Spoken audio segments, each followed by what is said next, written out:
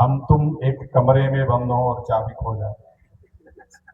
बोलो भैया, यही गाना हम लोगों के सम्मान में गाते हैं कि समझी जी आप हैं, आइए एक ही कमरे में हम लोग बंद हो जाए और चाबी संजोग से खो जाए, रिश्ता नाता हम लोगों का ठीक से हो जाएगा। लेकिन कहना चाहता हूं भाई, वो आपके सामने बात कहना चाहता हूं कि अगर विधानसभा में आपने अपने पुत्री की शादी किया है, सम्मान है, आप यहाँ के समझी हैं, सब कुछ सम्मान है, लेकिन क्या अपने पुत्री के दयादिन को दोनों हाथ में हथकड़ी लगवा के जेल भेजने की बात रोज आप करते हैं अपने कार्यालय, रोज करते हैं अपने कार्यालय में, कहते हैं कि अनुराधा राय के दोनों हाथों में हथकड़ी लगवा के मैं जेल भेज दूंगा। संवाद में सामने आप सभी लोग एकत्रित हैं, मैं आप सभी को प्रणाम करता हूं और इस बात के लिए आप सबको साधुवाद देता हूं कि अगर इतनी संख्या में आप लोग मेरा हौसला अफजाई करने के लिए एकत्रित हैं तो मुझे लगता है कि मेरी यात्रा निरंतर चलती रहेगी। और इस पूरे भूमंडल की बात करता हूं कि शायद कोई नहीं होगा जो इस यात्रा को रोक सके। इस मंच पे बैठे हुए हम सबके अभिभावक स्वरूप आप यहीं के पूर्व प्रधान रहे श्री रामचंद्र उपाध्याय जी, जो इस कार्यक्रम की अध्यक्षता कर रहे हैं, मैं आपको चौड़त प्रणाम करता हूं। इसके पूर्व में आपके बीच वक्ता के रूप में भाई नीलय जी अपनी बात रखें, मैं आपको ढेर सारी कवि जी, मनंजय तिवारी जी, जो हम लोग के स्वतंत्रक हैं, मित्र हैं और भारतीय जनता पार्टी के सांस्कृतिक प्रकोष्ठ के संभवतः जिला अध्यक्ष भी हैं, मैं आपको भी ढेर सारी शुभकामना देना चाहता हूं। और ज्यादा शुभकामना इस बात में देना चाहता हूं कि आपकी जो लाइनें थी, जो आप पढ़ के सुना रहे थे, बहुत काबिल तारीफ थी और मुझे लगता है पूरी रात आप जगे होंगे तब आपने उसको लिखा होगा। इसके लिए ढेर सारी शुभकामना आपको। मंच पे सुमन तिवारी जी बैठे हैं, मैं आपको भी प्रणाम करता हूँ। भाई बलवंत जी हैं, उनको भी हमारे तरफ से ढेर सारी शुभकामना है। भारतीय जनता पार्टी के कार्यकर्ता हैं, शेष लोगों का नाम भी मैं बाद में रखूंगा। मैं कार्यक्रम की तरफ पढ़ना चाहता हूँ। बस लग रहा है इतने ज्यादा माइक आगे लग गए, ये कैमरा जो है।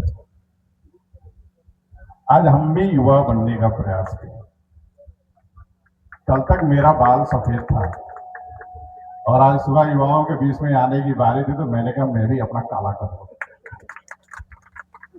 तो सुबह 1 घंटा अपने से प्रयास किए, मैं सैलून में नहीं जाता हूं, अपने से प्रयास किया, अपने से रंगा और जब इस बीच आया तो मुझे लगा मैं युवा बन गया हूँ। आज युवाओं की बोल सकता हूँ और देश में भी युवा है मेरे उम्र का भी, वो भी शादी नहीं किया, लोग उसको युवा ही बोलते हैं। तो मुझे ही ना समझिए कि मैं युवा से बाहर। युवा की कोई उम्र नहीं होती, तभी युवा को उम्र से मत आकिएगा कि उसकी उम्र जो है 45-50 के ऊपर चलेगी तो युवा नहीं है। राजनीति और समाज में रहने वाला व्यक्ति निरंतर समाज के लिए और देश के लिए जब सोचता है तो उसमें से नई नई चीजें लेके सामने आता है कि नया क्रिएटिव जब सामने आएगा और जब उसका परिणाम दिखता है तो देश की सरकार भी कहती है कि नई युवा, नया सोच, नया भारत। आज भाई नरेंद्र मोदी जी देश में कहते हैं कि नया भारत हमको बनाना है, नई सोच के साथ नया भारत बनाना है। तो वो नई सोच क्या है? वो नई सोच हमारे युवा के अंदर से निकलती है और तब जाकर मुझे लगता है वो नए भारत का निर्माण कर सकता है। उसका आह्वान करते हैं देश के माननीय प्रधानमंत्री भाई नरेंद्र मोदी जी। भाई हमारे नीलय जी कह रहे थे कि देश युवाओं का देश है। ये बात ध्रुव सत्य है कि भारत की 55% आबादी जो है युवाओं से भरी पड़ी है, लेकिन जब नेतृत्व करने की बारी आती है तो हम युवा इस बात को सोचते हैं कि हमसे ज्यादा पढ़े लिखे युवा बैठे हैं, एक बार उनको मौका दें और नेतृत्व वो करेंगे तो मुझे लगता है परिणाम बेहतर आएगा। उस फैसले के तहत जो है देश में भाई नरेंद्र मोदी जी और उत्तर प्रदेश में योगी आदित्यनाथ जी की सरकार चल रही है, उनके नेतृत्व में हम सरकार चला रहे हैं। युवा की भूमिका बहुत बड़ी होती है और मुझे लगता है कि आपके बीच बहुत कठोर शब्दों में कहना चाहता हूं कि भारत को आजादी की लड़ाई में हमको 90 साल लगे। 1857 से चालू हुए, 1947 में जाके हम आजाद हुए और 90 साल लड़ाई में और 200 साल हम गुलाम रहे। 200 साल गुलाम रहने में आप समझ सकते हो कि हमारी कितनी पीढ़ियां गुजर गई होंगी, कितने नस्ल हमारे बदल गए होंगे। और यही कारण है कि आज के समय में भी कठोर निर्णय लेते हुए भी अपने खून से हम गुलामी की बातें नहीं निकाल पाते हैं। कहीं न कहीं हमसे गलतियां हो जाती है और हम उस रास्ते पे चल पड़ते हैं। अगर हमारे अंदर गलती नहीं होती, भारत को हम एक दिन में आजाद करा सकते थे। हमारे इलाके का अंग्रेजों का जो मालिक था, बमनौली कोठी में रहा करता था। मुश्किल से उसके पास यहाँ 250 लोग और हमारा इलाका मुझे लगता है कि 1 लाख लोगों से भरा हुआ था। और 250 लोग एक रात अगर बमनौली कोठी पे हमला कर दिए होते तो आप समझ सकते हैं बमनौली कोठी में रहने वालों की क्या दशा हुई है। यानी कि हमारा इलाका एक दिन में आजाद हो गया। लेकिन 90 साल लड़ने वालों के पीछे सबसे बड़ा कारण क्या था? हमारे ऊपर गोली चलाने वाले भी भारतीय थे और गोली खाने वाले भी भारतीय थे। अंग्रेजों की जो सेना थी वो ब्रिटिश से नहीं आई थी। हमारे गले में जो फांसी का फंदा लगाता था वो ब्रिटिश से नहीं आया था। हमारे ऊपर जो कोड़े बरसाता था वो भारतीय था, हमारे गांव का रहने वाला। मेरे सीने पे जो गोली मारता था वो भी मेरे गांव का रहने वाला था। हम तो कहते थे कि अरे मेरा भाई तो है, अंग्रेजों की सेना में शामिल है, उसके हाथ में भले बंदूक है लेकिन मेरे सामने आएगा तो भाई को गोली नहीं मारेगा। लेकिन उसके अंदर उसके पैसे, अंग्रेजों के पैसों, अंग्रेजों की गुलामी की ऐसा खून गंदा हुआ था कि अपने माँ बाप को भी नहीं छोड़ा, उसने गोली से मार देता था उस समय। हमको इससे बाहर निकलना पड़ेगा, युवा को इससे बाहर निकलना पड़ेगा।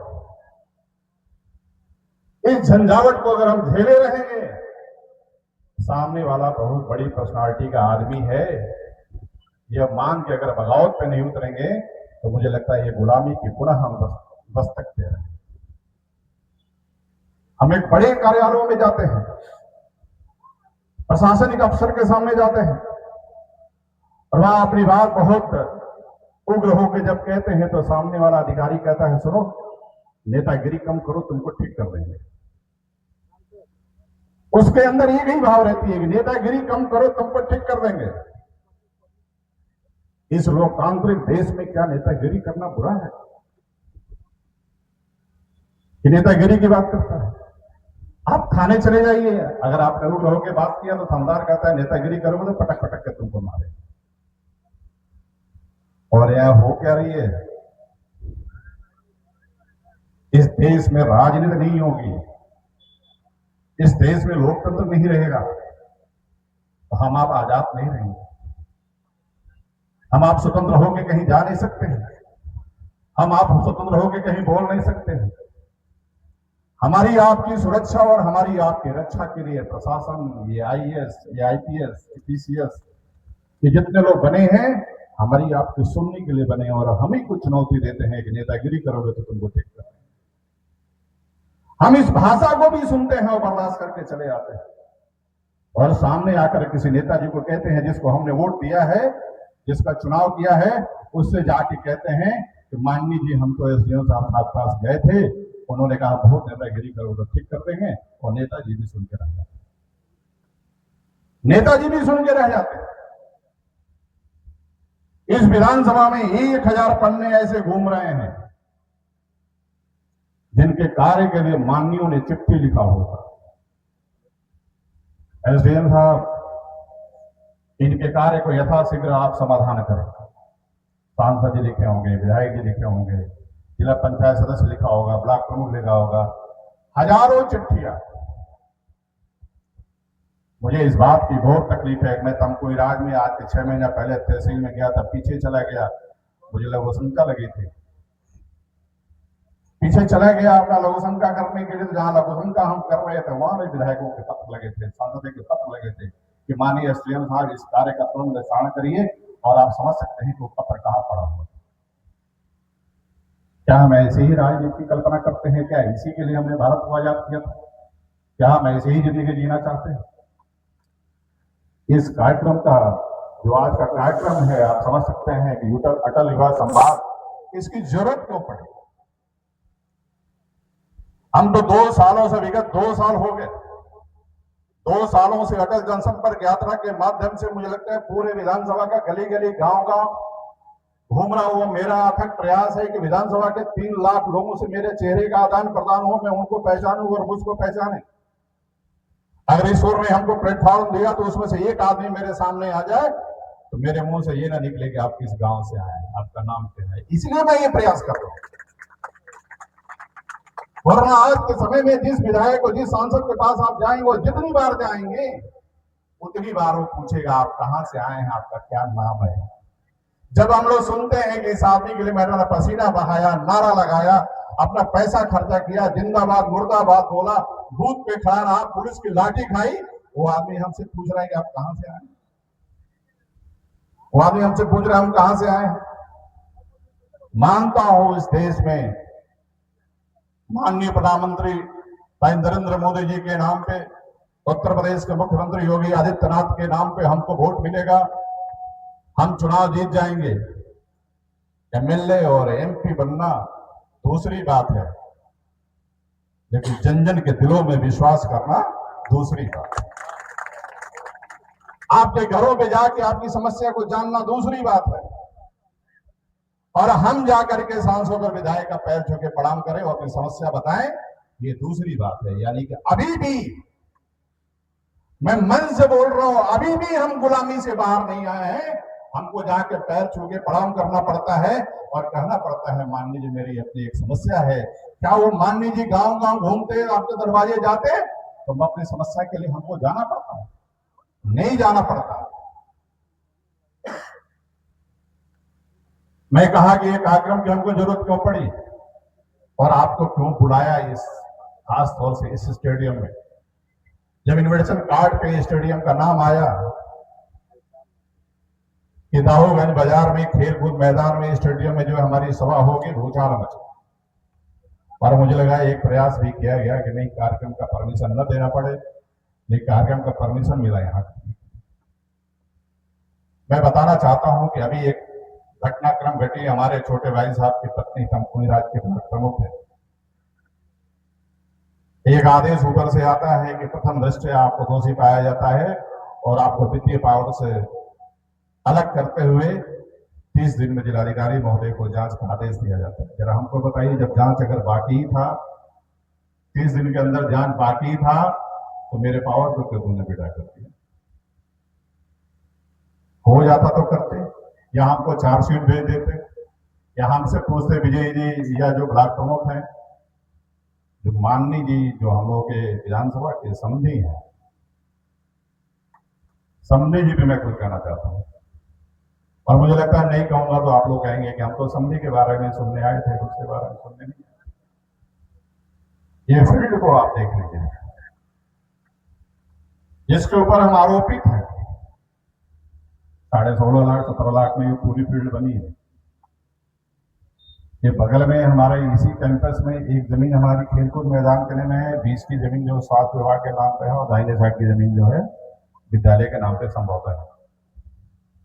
और यहाँ पे इसी गांव के हमारे कुछ साथियों के गाय भैंस बैल रहते थे, खाते पीते थे। उन साथियों से हाथ पैर जोड़ के हम लोगों ने खाली करा के संपूर्ण जमीन की बाउंड्री करा दी, नाम रख दिया खेलकूद मैदान। इसका पुराना नाम चकला फील्ड ही था, जैसा हमके अध्यक्ष जी बता रहे थे। यहाँ इस ग्राउंड में माननीय समधी जी भी 3-4 बार आए हैं क्रिकेट टूर्नामेंट का उद्घाटन करने के लिए, फुटबॉल का उद्घाटन करने के लिए आगे फीता काटे हैं, फोटो खिंचवाए हैं, अखबार में छपवाए हैं, सोशल मीडिया पर। तब उन्होंने नहीं कहा कि ये जमीन विवादित है, वहां क्या करने के लिए जाते। आरोप लगा इन लोगों ने पूरे बिना आदेश का संपूर्ण जमीन का कब्जा कर लिया खेलकूद मैदान के नाम पे। भाई मैं आपसे हाथ जोड़ के बोलता हूं, क्या जमीन मेरे घर गई है? ये जमीन मेरे घर गई है? हमने इसमें क्या कर लिया है? ये तो 70 सालों से उसी के नाम पे पड़ा है, अस्पताल के नाम पे पड़ा है, विद्यालय के नाम पे पड़ा है। 70 वर्षों में कोई जनप्रतिनिधि ने इसकी बाउंड्री कराया, न अस्पताल बनवाया, न विद्यालय, दोनों नहीं बना। आज भी हम मना नहीं करते हैं, आप आइए बनाइए ना, कौन मना करता है। दूसरा आरोप मेरे ऊपर क्या रखा, ब्लॉक पे थाली के पैसे से गिलास का पेमेंट कर दिया और गिलास के पैसे से थाली का पेमेंट कर दिया। यानी कि 1 रुपया आता है तो उसमें 38 पैसा और 62 पैसा डिसाइडेड है कि 38 पैसा कहाँ खर्चा होगा, 62 पैसा कहाँ खर्चा होगा। पैसे के साथ एक शासनादेश आता है, लेकिन वो पोर्टल के थ्रू खर्चा होता है। पोर्टल हमारा नहीं रोक रहा है, जो ऑनलाइन पोर्टल है वो सरकार नहीं रोक रही है। 38 पैसा कहाँ जाएगा, 62 पैसा कहाँ जाएगा, जहां मर्जी वहां उठा खर्चा कर दो, लेकिन उसके परिधि में होगा, लेकिन पीछे एक लेटर आता है उसके अनुसार। लेकिन जरा हमको बताइए, शासन का ही एक शासनादेश है कि एक बकाया अगर ब्लॉक पे ऑनलाइन टेंडर का पैसा बाकी है तो दूसरा काम आप नहीं कर सकते हैं। यानी कि पहले का भुगतान करेंगे तब हम दूसरा काम चालू करेंगे। अगर हमने थाली के पैसे से गिलास वाले का पैसा दे दिया और गिलास वाले का जब पैसा आया तो थाली वाले का पैसा दे दिया, और अखबार का विषय क्या बनाया गया, 1,61,00,000 रुपए का वित्तीय घोटाला। यानी कि उसको भ्रष्टाचार का संज्ञान है। वो शब्द पढ़ के तकलीफ जरूर है, लेकिन तकलीफ हम बयान नहीं कर सकते हैं। मैं भी अपने छाती पे कमल का फूल लगाया हूं और वो भी कमल के फूल से है। मैं ये कार्यकर्ता हूं, आप आयातित नेता हैं, आपको आयात किया गया। लेकिन हम सब विधानसभा के लोग सम्मानित लोग हैं। जब मंच लगा था आपके चुनाव प्रचार का तो आपने कहा था कि इस विधानसभा से मेरी बेटी, इस विधानसभा में मेरी बेटी की शादी हुई है, मैंने इस विधानसभा को अपनी बेटी दिया है, मेरी बेटी और रोटी का संबंध है इस विधानसभा से। हमने आपके रिश्ते का कद्र किया था, पूरे विधानसभा के लोगों ने आपको कमल पे वोट दिया।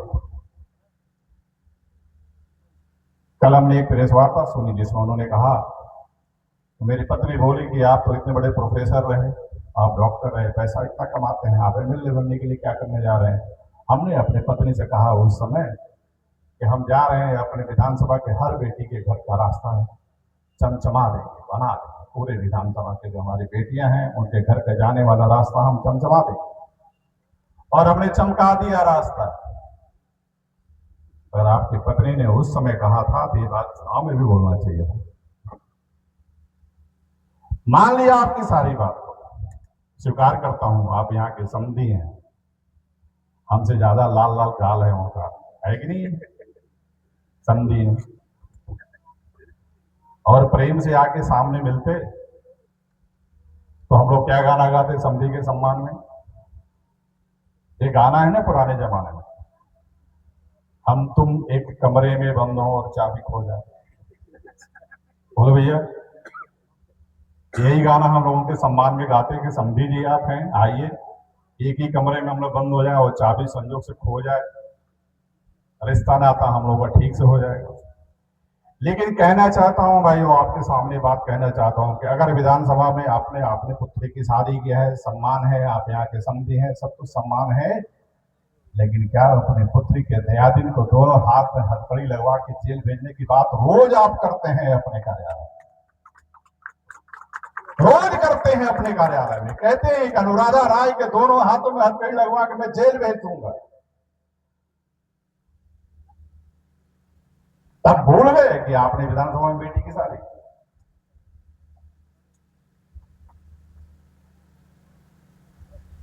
राजनीति की ये कायरता तो विपक्ष को भी शोभा नहीं देती है। हम तो अब उसी दल में बैठे, हम तो माने डॉक्टर टी के राय से भी हमारे कुछ मतभेद रहे, सिद्धांतों के मतभेद रहे, व्यक्तिगत मतभेद नहीं रहे, राजनीति के मतभेद रहे।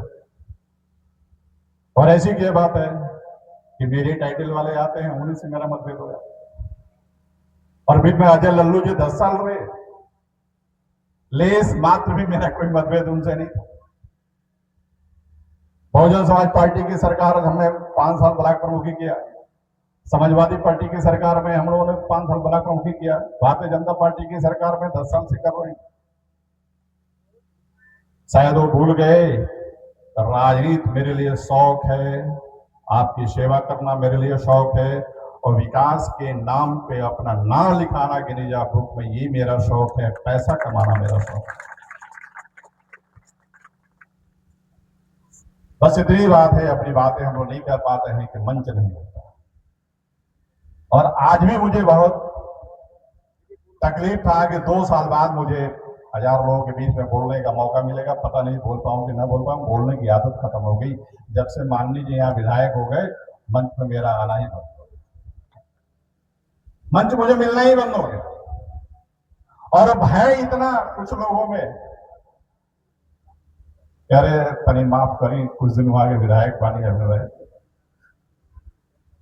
हमारे 2 ब्लॉक के मेंबरों पे मुकदमा लिखाना, उनको जेल भिजवाना, दहशत पैदा करना। किसी राजनीतिक का ये काम नहीं होता है कि दहशत पैदा करना। राजनीतिक का ये काम होता है कि चलो मेल मिलाप करके हम एक दल के लोग हैं, अगर कहीं गलतियां हुई थी, आपको लग रहा था कि गलती हो रही है, तो आप बुला के बात किए होते, कहते नहीं ये काम ऐसे नहीं ऐसे हो, आप सामने बैठा के बात किए होते। संगठन है, संगठन बुला के बात किया होता, आप संगठन में बोले। इसी गलत फहमियों के एक से एक बगई कांड हो गया हम लोगों से। बगई कांड के बाद निरंतर मुझे लगता है गतिशीलता बढ़ती गई, मतभेद बढ़ते गए, लेकिन बगई इतने बड़े कांड को भी मुझे लगता है, बगई वाले कांड को भारतीय जनता पार्टी के जो हमारा नेतृत्वकर्ता लोग हैं, जिले से लेकर छतर तक बैठा के हमको आपको जो हम लोगों ने समझौता करा दिया कि नहीं, कहीं से कोई मुकदमा नहीं हो रहा। हम भी अपना एप्लीकेशन लिए, आप भी अपना एप्लीकेशन वापस ले लें। लेकिन 4 महीने बाद, वो तो आपने किसी को नहीं बताया, मनोज जी को नहीं पता होगा, 4 महीने बाद चले जाते हैं विशेषकार हनन समिति उत्तर प्रदेश विधानसभा में, और वहां एप्लीकेशन देते हैं, कहते हैं इनके खिलाफ FIR होना चाहिए। साहब मेरी बहुत बड़ी प्रतिष्ठा गई, उसका भी विधानसभा मुकाबला करता हूं और वो चीज समाप्त हो जाती है वहां। मैं आपसे पूछना चाहता हूं, जो 2 काम पे जिसपे मुझे पनिश किया गया और ये कहा गया कि नहीं ये भ्रष्टाचार है, क्या ये भ्रष्टाचार है? और भ्रष्टाचार मुझको गिनाना है तो हजारों की संख्या में है, लेकिन मेरी अपनी आदत है और जन्मजात आदत है, पिताजी का दिया हुआ, बाबूजी का दिया हुआ मेरे अंदर संस्कार है। तो मेरे बारे में चाहे जितना बोलो, मैं तुम्हारे बारे में बोलने वाला, तुम्हारे बारे में बोलने वाला। ये तो वक्त है, 5 साल का लाइसेंस है, आप बहुत अच्छा करोगे, अगली बार ट्रेजरी चालान जमा करोगे, रिन्यूअल हो जाएगा, नई ट्रेजरी चालान जमा करोगे, जनता रिन्यूअल नहीं होने देगी, आप अपने, हम सब अपने घर चले जाएंगे। मैं आपसे पूछना चाहता हूं कि अगर मेरा ये ड्रेस नहीं होता, कुर्ता पजामा नहीं पहना होता, तो मुझसे किसी की लड़ाई रहती नहीं रहती। इसको कुर्ते पजामे का रूल है, रेगुलेशन है कि जिसकी वजह से मैं ये पहना हूं, अगर वो मेरे सर पे बैठ के पेशाब भी कर दे तो मैं बोल नहीं सकता उसको। राजनीति की वो मर्यादा होती है। इस देश में योगी जी को, मोदी जी को मैं देखता हूं, सोशल मीडिया पे लोग कपड़े पहना देते हैं, महिला बना देते हैं, उसको ताली बजाने वाला बना देते हैं, क्या क्या नहीं लिखते हैं। देख के हम लोग को भी शर्म आती है, अरे यार देश का युवा क्या कर रहा है। लेकिन कभी आपने प्रतिकार देखा क्या? कभी नहीं देखा आपने प्रतिकार, और उनके रास्ते भी नहीं रुके। हम आज भी इस मंच से कह के जा रहे हैं, देश और प्रदेश में चाहे जितने भी कुचक्र चल रहे लोग, बाहरी मशीनरिया, देश के अंदर बैठे हुए गद्दार, विदेशों में चल रही मशीनरिया जो भारत में अपना पांव फैलाना चाहते हैं। अभी जंतर मंतर की आपने घटना देखी, आम आदमी को लगता होगा कि जंतर मंतर की घटना जो है और छात्रों की जेन्युइन मांग थी, सरकार इसमें पीछे हट गई। अखबारों में आ रहा है कि 12 साल में पहली बार सरकार 2 कदम पीछे हटी। विपक्ष की क्या चाल थी? इतने लंबे पार्टी कांग्रेस, इतनी लंबी पार्टी, हमारे भाई अखिलेश यादव जी, सारे लोग कॉकरोच पार्टी में जाके समा गए। सभी लोग कॉकरोच पार्टी में समा गए।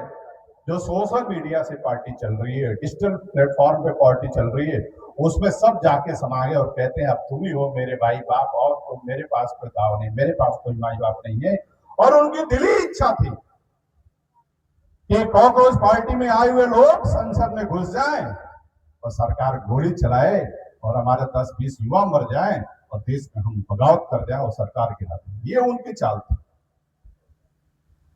वरना धर्मेंद्र प्रधान के इस्तीफे से आपको क्या मिल गया? कुछ मिला क्या? 24 घंटे में शिक्षा व्यवस्था सुधर गई क्या?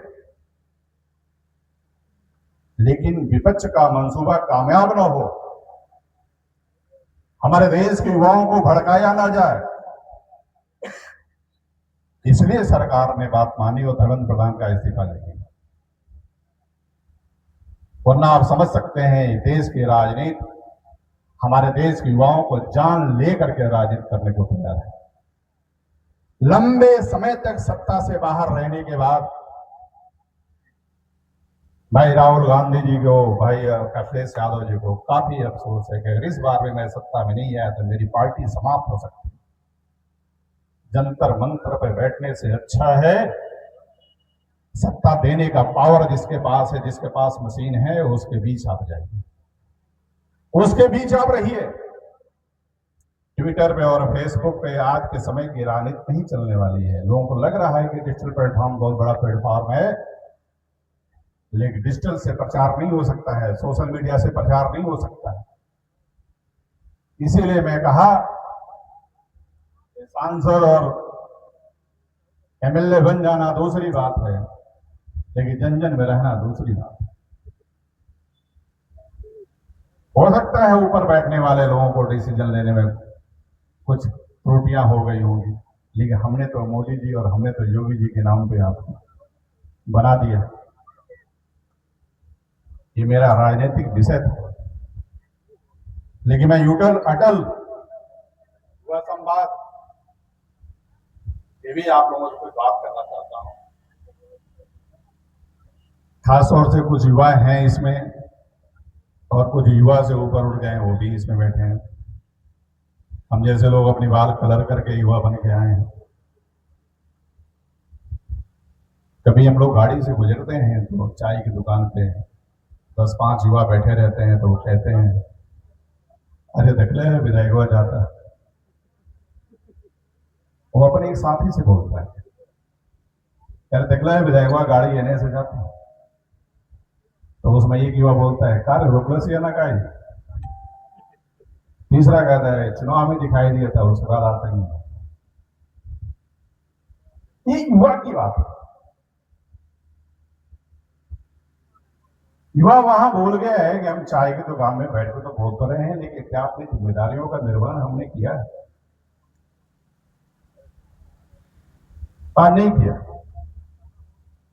वोट देने वक्त हमने जजमेंट ठीक से नहीं किया, उस समय हमने प्रत्याशी के बारे में नहीं जाना, उस समय हमने दल के बारे में नहीं जाना, और हमारी वोट गलती से दूसरी जगह चली गई, वो जीत गया। उसके बाद से मेरे पास 5 साल तक कुछ कहने के अलावा कुछ नहीं है। युवा अपनी जिम्मेदारी को समझे, युवा राजनीति को समझे। देश में मोदी जी ने पिछले 1-2 साल पहले एक नारा दिया कि देश के 1 लाख युवा आगे आए भारतीय राजनीति के लिए। नारा उन्होंने दिया, देश में सक्रियता बढ़ी, लेकिन जो हमसे अगले पौधान पे खड़े हैं उन्होंने हमको आने का मौका नहीं दिया। मौका नहीं। युवाओं को छीनना पड़ेगा, अपने अधिकार के लिए लड़ना पड़ेगा।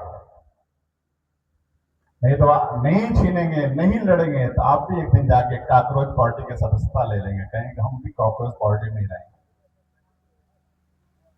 युवा की जिम्मेदारी बड़ी है, राजनीति को बदल देंगे, देश को विकसित भारत बना देंगे, उत्तर प्रदेश को विकसित उत्तर प्रदेश बना देंगे। ये युवा के अंदर ताकत है। इस बार नीट का रिजल्ट आया, शिवजी बाबू अभी 11 से 12 हमारे बच्चों का नाम पढ़ रहे थे। यह कल्पना करिए कि इसके पहले जो नीट का रिजल्ट आया, क्या एक साथ इस विधानसभा के 12 बच्चे पास हुए?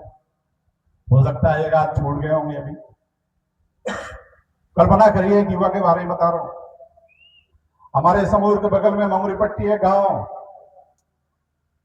उसके अंदर का युवा अभी वो इंटर का एग्जाम दिया है, इसी साल इंटर का एग्जाम दिया है, और इसी साल वो नीट में बैठा और इसी साल क्वालिफाई करता है, इसी साल क्वालिफाई कर। उसी गांव का एक बाप जो पान की दुकान चलाता,